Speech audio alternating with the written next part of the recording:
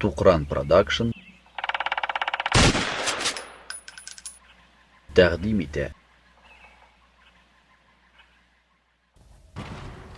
İkinci günge Zülfet'nin enisi bütün bozarını üstün osqa kitirip yaratkan ulanın barsiyatkasını topkan.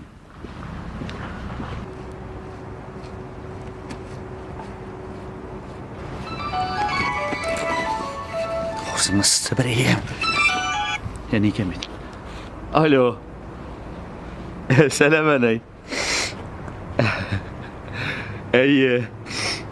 İşten qaytib varam zavoddan. Tuğmadım. Bitti smena. İyi. Qaytib jetdim ide, ana, qaytib jetdim. Qaral ney, ana, bizning ide ney men yaratgan tigi ney qoldimi hali? İtlik qobartma.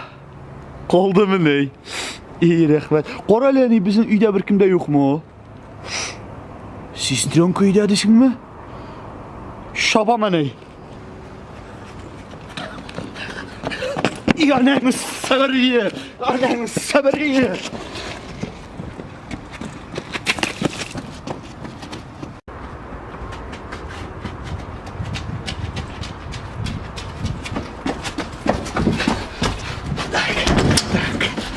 Hoş hoş. İyi onu. Ey blad! Ey, barsitkala, barsitkala. Ey, indi.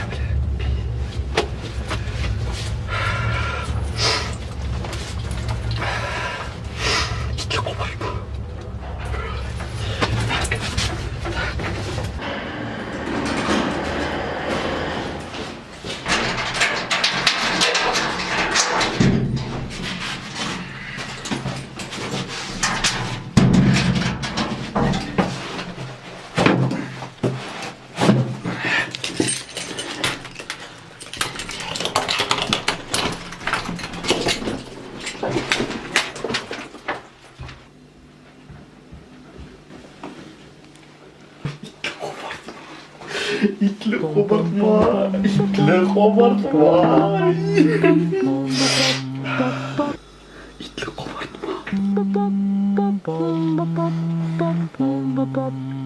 Ya bizdeneki ol. Nik? İtlesi kaldı mı Somali? Bayağı anasının kızını aşağı bitirdim. Aney. Bitirgen bit, oşa bitirgen. Aney.